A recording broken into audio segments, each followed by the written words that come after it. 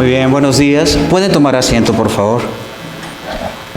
Y antes de comenzar con nuestra enseñanza, con nuestro mensaje en el día de hoy, en esta mañana, yo quiero invitar a Alberto Castro. El papá de Alberto, don Jorge Castro, partió a la presencia del Señor en esta semana.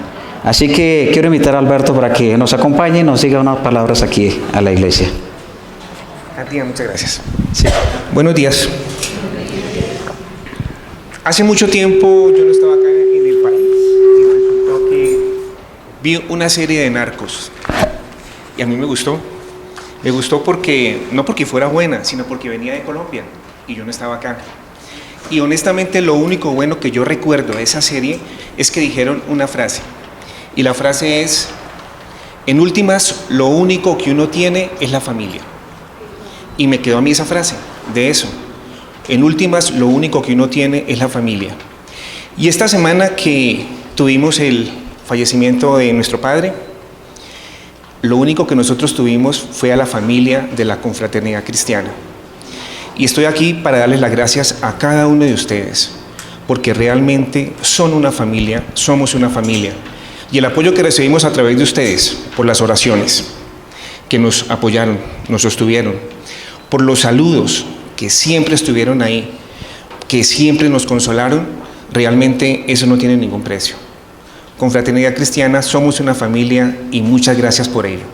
A nombre mío, a nombre de mi familia, estamos muy agradecidos con el equipo pastoral, con el pastor Joaquín, con cada uno de ustedes, porque nos sostuvieron con su amor, el cual en estos momentos es algo muy importante. Uno lo necesita y ustedes estuvieron ahí, nos sostuvieron y honestamente les amamos, yo y mi familia. Muchas gracias, Confraternidad Cristiana. Gracias.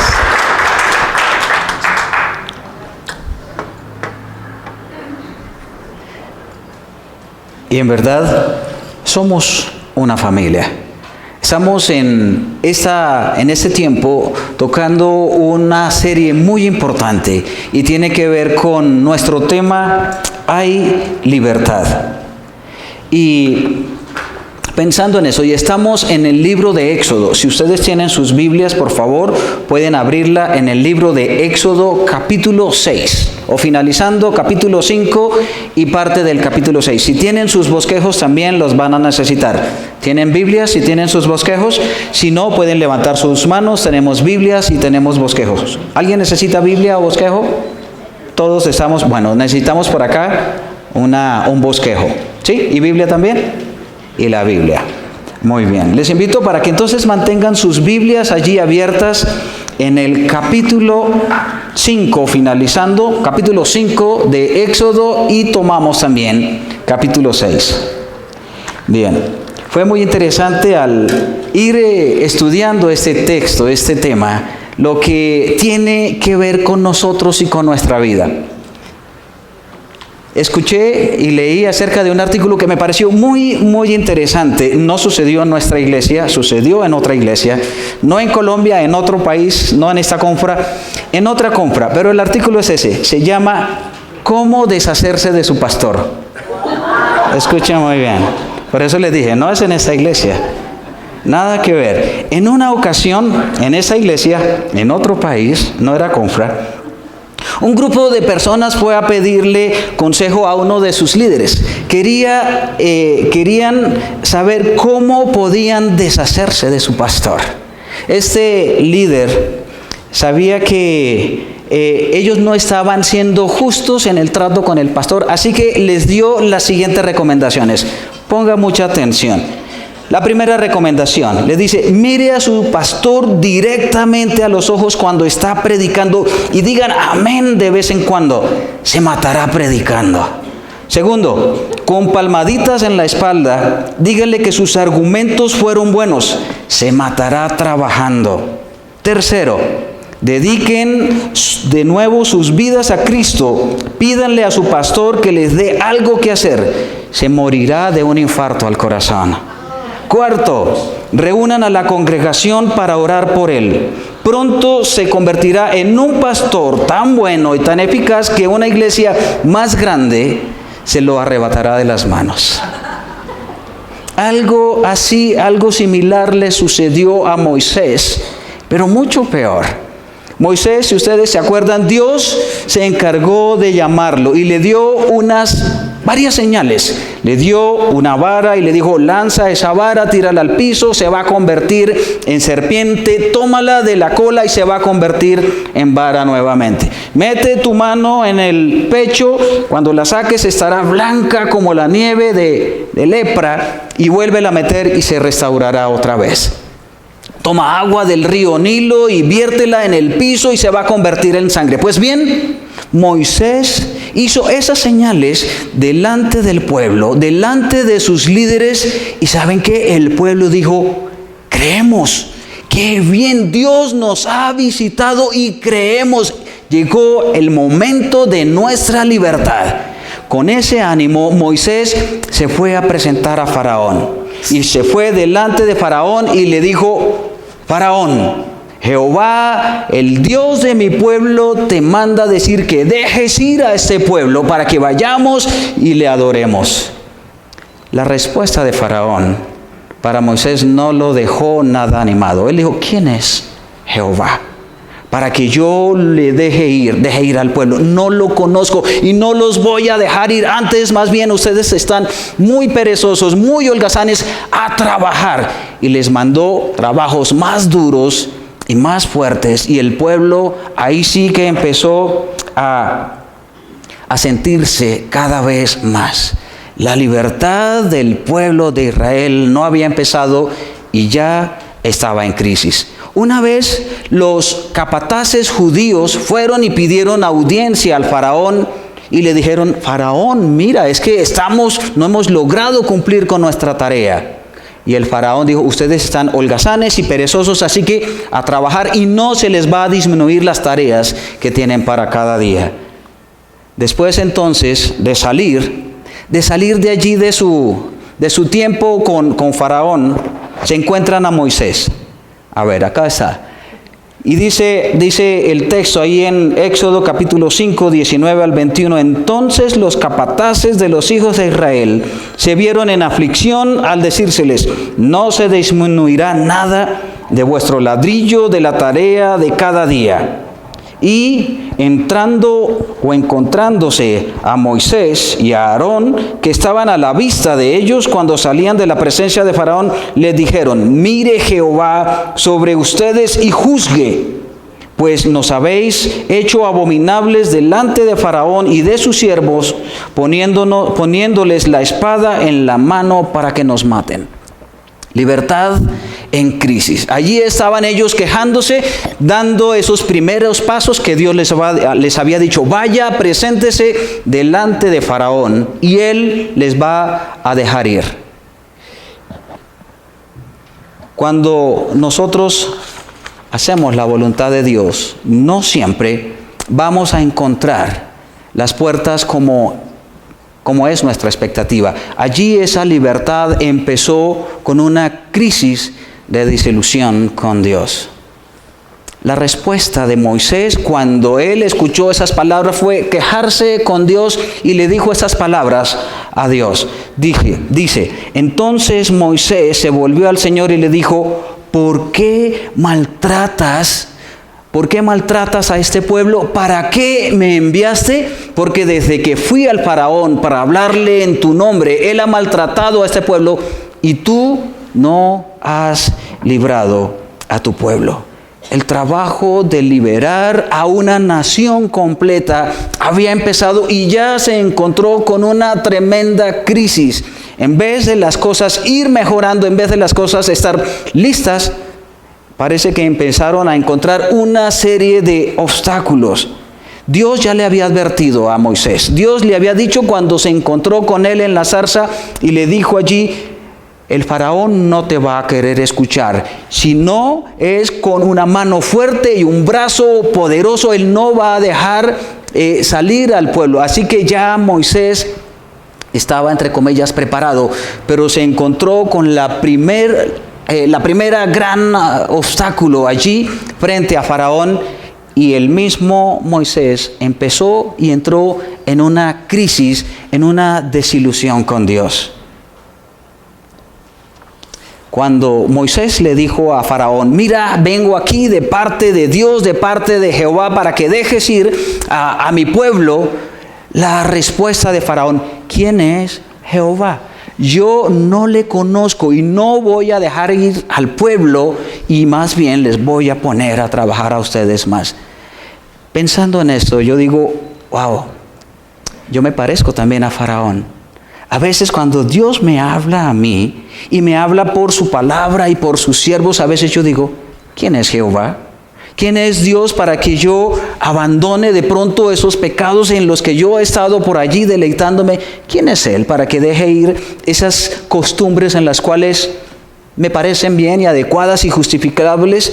Y a veces yo también me porto como Faraón y digo, ¿quién es Él para que deje ir esto? No lo voy a hacer. Pero Dios había hablado a Moisés. Dios se había encargado de ir y encontrar a Moisés allí en el desierto. Dios había empoderado a Moisés. Dios lo había comisionado. Dios le había dado una cantidad de señales a Moisés y las cosas para Moisés no estaban saliendo bien. Ante la primera audiencia que tuvo ante Faraón, no encontró puertas abiertas de bienvenida donde les decían, bienvenido Moisés, claro que sí, ¿cuál es tu petición? ¿Vamos a dejar ir al pueblo? Claro, más de 1,5 millones, quizás 2 millones de judíos, pueden salir, no hay problema. Faraón le dijo, no. ¿Y quién es ese señor de que tú me hablas? Yo no le conozco y no los voy a dejar ir. Faraón en medio de esa situación dijo, no, y aquí se hace lo que yo digo. Y la reacción de Moisés fue quejarse con Dios y Moisés le dijo a Dios, ¿por qué? ¿Por qué, Señor, tú estás afligiendo a este pueblo? Y luego le hace otra pregunta, ¿para qué? ¿Para qué me enviaste tú aquí? Y a veces uno dice, miren, hay preguntas que no se le deben hacer a Dios. ¿Por qué? ¿Y para qué? Pero aquí está Moisés preguntándole a Dios, Dios, ¿por qué tú has afligido a este pueblo? ¿Para qué me enviaste tú a mí aquí cuando veo que las cosas no están listas como tú me habías dicho? Pero Moisés siguió diciendo, mire, desde que yo decidí obedecerte a ti, las cosas no han mejorado, han empeorado. Ahora esa gente dice que yo estoy colocando casi la espada en mano de ellos para que maten al pueblo. Dios no regañó a Moisés a causa de sus preguntas. Es más, la forma como Dios trata a Moisés es una forma tan especial y tan tierna. Pero aquí Moisés, en su afán y en su deseo de cumplir con el propósito de Dios, entra en una crisis de desilusión con Dios. ¿Ustedes se han desilusionado en alguna oportunidad? A veces vivimos de desilusión en desilusión. Nos desilusionamos con el país. Nos desilusionamos inclusive con el mundo entero. Nos desilusionamos con nuestros líderes políticos. Nos desilusionamos también inclusive con nuestra iglesia. Nos desilusionamos con Dios también. Eso le pasó a Moisés. Y por eso preguntó, ¿por qué? ¿Por qué, Dios? ¿Y para qué me enviaste tú aquí cuando las cosas al parecer no estaban listas? Un autor llamado Phil Yancey dijo acerca de la desilusión con Dios, hay un gran abismo entre lo que nosotros esperamos de la fe cristiana y lo que experimentamos en realidad. Un gran abismo entre lo que son nuestras expectativas cuando creemos en Dios y lo que en realidad nosotros vivimos y experimentamos. Ahora yo creo, y eso es importante, yo creo que a veces Dios permite que nosotros nos desilusionemos con Él. Y escuche muy bien, Dios a veces permite que nosotros pasemos por situaciones así. ¿Sabe por qué? Porque muchas veces la imagen que nosotros tenemos de Dios no es la imagen real de Él. Muchas veces la imagen que nosotros tenemos es una imagen conforme a la medida de nuestras necesidades, conforme a la medida de nuestros deseos, conforme a la medida de nuestras frustraciones quizá, y conforme a la medida de nuestros problemas. Pero déjeme decirle que Dios es más grande que nuestros problemas. Dios es más grande que nuestros pensamientos y que nuestros deseos y que nuestras ilusiones. Y Dios muchas veces permite que pasemos por momentos en que Digamos a Dios, Dios, ¿qué es eso? Tú me habías dicho que ibas a hacer así, pero lo que yo estoy experimentando es completamente diferente. Dios quiere muchas veces derribar esa imagen que nosotros hemos formado de Él y crear una imagen real y verdadera conforme a su palabra. Y ese proceso cala en el corazón y a veces nos pone por momentos de desilusión, aún con Dios. Pero Dios quiere formar en nosotros una imagen que no está condicionada por nuestro pasado, que no está condicionada por nuestra formación, que no está condicionada por nuestras necesidades, que no está condicionada por nuestras expectativas también. Él quiere ser el Dios que nos menciona su palabra. Pero fue algo que Dios enseñó a Moisés en medio de esa situación, en medio de esa negativa inicial ante Faraón para que dejara salir al pueblo de Israel. ¿Qué tan grande y qué tan poderoso es su Dios? Pregunta, ¿qué tan grande y qué tan poderoso es su Dios? Yo les digo cómo es mi Dios. Mi Dios es todopoderoso. Mi Dios también es incomprensible. Mi Dios en el que yo he creído es infinito. Mi Dios en el que yo he creído es un Dios lleno de gracia, de misericordia y de verdad. Mi Dios en el que yo he creído es como lo expresó Salomón: ni los cielos de los cielos lo pueden contener. Así es mi Dios. ¿Cómo es su Dios? Yo espero que sea igual así. Pero además de eso, mire, Dios también responde ante esa crisis que se generó cuando se vio una puerta cerrada y una negativa para que Faraón dejara salir al pueblo. Y aquí está la respuesta de Dios. El Señor respondió a Moisés: ahora verás lo que yo haré a Faraón, porque solo a causa de una mano poderosa los ha de echar de su tierra. Además, dijo Dios a Moisés: yo soy el Señor. Yo me aparecí a Abraham, a Isaac, a Jacob, como Dios todopoderoso. Pero con mi nombre Señor no me di a conocer a ellos. Yo también establecí mi pacto con ellos, prometiendo darles la tierra de Canaán, la tierra en la cual peregrinaron y habitaron como forasteros. Asimismo, he escuchado el gemido de los hijos de Israel, a quienes los egipcios esclavizan, y me he acordado de mi pacto. Me encanta la forma como Dios responde allí a Moisés. No lo regaña. Dice el Señor, primero dice: yo soy el Señor. Él establece primero quién es Él y luego le dice: ahora verás lo que yo voy a hacer. Es como cuando el niño llega a la casa del colegio y llega a la casa y le dice a su papá: papá, mira, resulta que en el colegio yo llego y me quitan la lonchera. Llego al colegio y me esconden los cuadernos. Llego al colegio y me roban los lápices. Y yo le dije al profesor, me quejé ante el profesor y le dije que soy tu hijo, pero él no ha hecho nada. Ahora es más, me esconden toda la maleta. Y el papá le dice: ahora verás lo que yo voy a hacer. Ahora, el papá del niño es el dueño del colegio y el presidente de la junta directiva. Dice el papá: ahora verás lo que yo voy a hacer.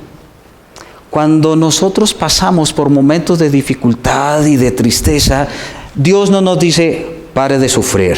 Dios no nos dice: no debes sentirte así, así no debes sentirte. Él no nos dice eso. Él nos dice: ahora verás lo que yo voy a hacer. Te vas a dar cuenta. Es el momento indicado para que tú mires lo que yo voy a hacer. ¿Qué era lo que iba a hacer Dios?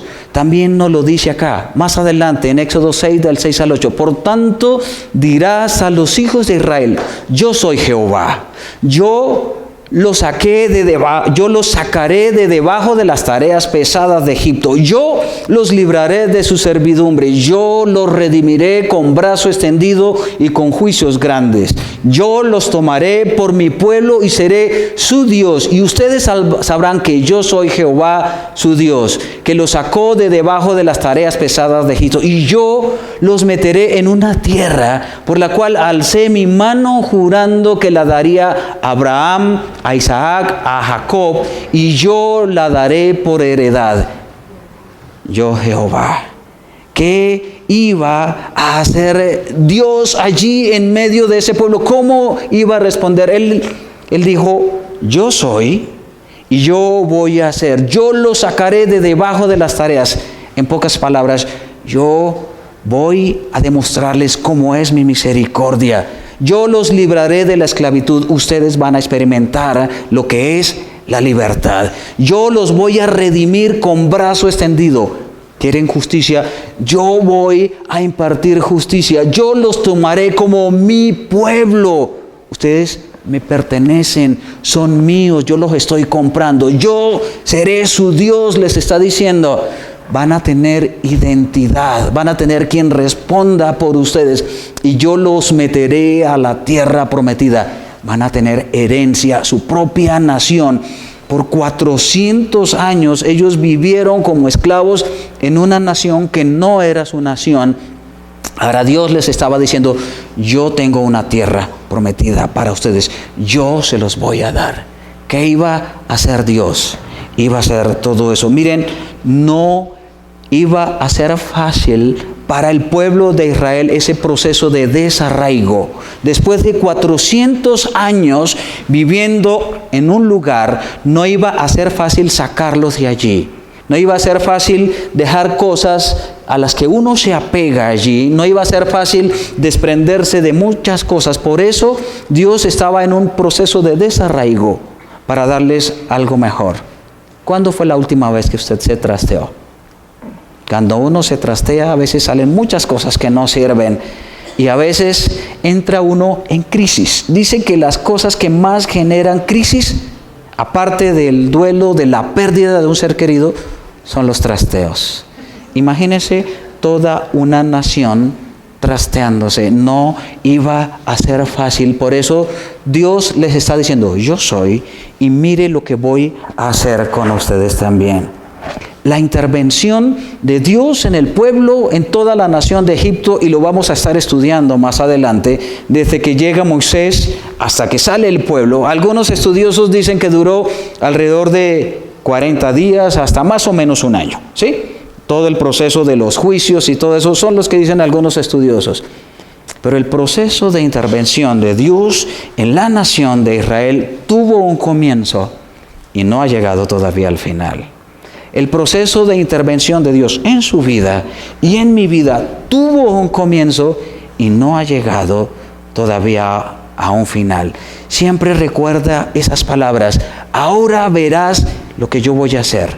No importa en cuál situación nosotros estamos, Dios nos dice a nosotros, ahora mirás, ahora mirarás, ahora te vas a dar cuenta lo que yo voy a hacer, porque Dios todo el tiempo está haciendo cosas, lo notemos o no lo notemos, sean grandes o pequeñas, todo el tiempo Dios está haciendo cosas. La intervención de Dios sigue gestando, produciendo y generando libertad en nuestras vidas. Pero, ¿qué siguió pasando? ¿Cuál fue la respuesta del pueblo? ¿Qué dijo el pueblo después ante esa tremenda intervención de Dios, ante esas palabras que Moisés refirió al pueblo? La respuesta del pueblo a causa de la crisis. Mire lo que dice. Así que Moisés le dijo al pueblo de Israel lo que el Señor había dicho, pero ellos no quisieron escucharlo. No quisieron escucharlo más porque estaban desanimados o demasiado desalentados por la brutalidad de su esclavitud. Luego el Señor le dijo a Moisés, vuelve a hablar con el faraón rey de Egipto y dile que deje salir de su territorio al pueblo de Israel. Pero Señor, contestó Moisés, mi propio pueblo no me quiere escuchar. ¿Cómo puedo esperar que me escuche el faraón? Además, soy tan torpe para hablar. Miren, Dios le dijo a Moisés, yo voy a hacer eso. Moisés le dijo eso al pueblo. Y el pueblo, ¿cómo reaccionó? Dijo, yo no quiero escuchar. Mire, me duele tanto el alma, me duele tanto el cuerpo que yo no quiero escuchar, yo no quiero creer. ¿Cómo reaccionó Moisés? Moisés dijo, Señor, no me escuchan a mí. Ellos, ¿cómo me va a escuchar Faraón? Además, me cuesta trabajo hablar. El pueblo desanimado, el líder desanimado. Algo parece que estaba fallando. ¿Qué? Falló en el plan de Dios. Miren, muchas veces a causa del dolor que nosotros experimentamos, a veces a causa de nuestra frustración, a veces a causa de nuestros sufrimientos, no queremos escuchar a Dios y tampoco queremos creer en Él. Eso le pasó a la nación de Israel. No quería escuchar a Dios, no quería creer en Él. Y parece que algo estaba fallando entonces en el plan de Dios. En vez de las cosas ir mejorando, en vez de las cosas ir abriéndose camino, parece que las cosas se estaban estrechando y se estaban complicando. No sé si a veces ha notado que cuando uno decide obedecer a Dios, cuando uno decide, Señor, entiendo que es tu voluntad y voy por ese camino, las cosas a veces empiezan a complicarse más. Le pasó a Moisés, le pasó a todo el pueblo. Y Dios no es que procure nuestro dolor solamente por causarnos dolor. Siempre tiene propósitos extraordinarios. Y miren, es en medio del lodo cenagoso. Es en medio de esos momentos tan complicados cuando nuestras oraciones salen más puras delante de Dios. Es en medio de angustias y desesperaciones cuando nuestras súplicas delante de Dios son más genuinas. Es precisamente en medio del dolor y de nuestro sufrimiento en que nuestra fe se hace más robusta, se hace más fuerte también. Es en medio de las cosas que nosotros vemos imposibles que allí que vemos la gloriosa y la extraordinaria intervención de Dios. Es en medio del pecado más feo, más sucio, más oscuro en que nosotros podemos comprobar la grandeza del perdón de Dios. Y a veces Dios permite que pasemos por allí para tratar con nuestras vidas, para que nuestra comunión con Él sea cada vez más valiosa, extraordinaria, y que nosotros podamos conocerle a Él un poco más. Ahora el pueblo ya estaba listo. Ya cuando estaba en ese momento de desesperación y de dolor, ya el pueblo estaba listo. Ya cuando Moisés dijo, Dios, yo no puedo, no me van a escuchar, ni sé cómo hablarles. Ahora Moisés ya estaba listo para actuar. Me gustan estas palabras que dice un autor cristiano. Dice, la mejor manera para que el Señor Dios haga su obra más ideal es cuando las cosas son absolutamente imposibles y nosotros nos sentimos descalificados para manejarlas. Wow. La mejor manera para que el Señor Dios haga su obra más ideal es cuando las cosas son absolutamente imposibles para nosotros y cuando nosotros nos sentimos completamente descalificados. Imposible, descalificado. ¿Saben? No suenan palabras agradables ni de motivación para nosotros, pero a veces Dios permite que las cosas bajo nuestras fuerzas y bajo nuestras capacidades no tengamos ninguna alternativa.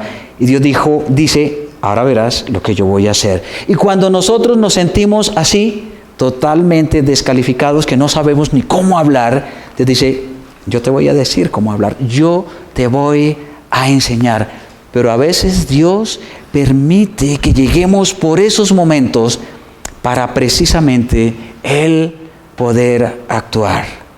A veces, miren, nosotros nos volvemos tan autosuficientes que no queremos escuchar a Dios. A veces nosotros nos volvemos tan expertos que no queremos dejar la intervención de Dios. Y Él a veces nos manda, como decíamos hace un momento, al pozo cenagoso para que nuestras oraciones allí, ahí sí, salgan limpias y genuinas.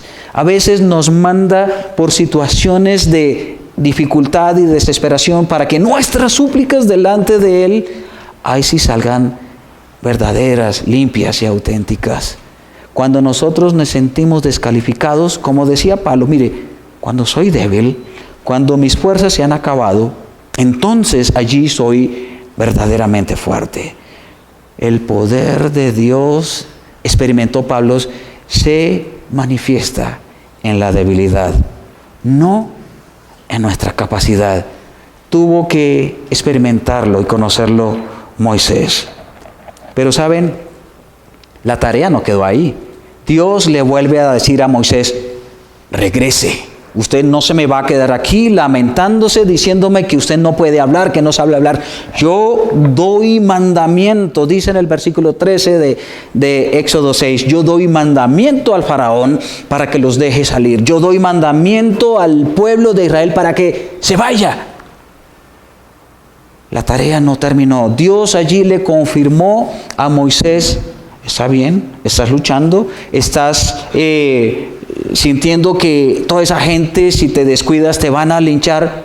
No, mijito, te vas. Te presentas otra vez ante Faraón porque yo te voy a respaldar. Y el Faraón y tú y todo el pueblo van a ver lo que yo voy a hacer. Pablo escribió estas palabras. Pablo dijo, mire, nuestras dificultades actuales son pequeñas.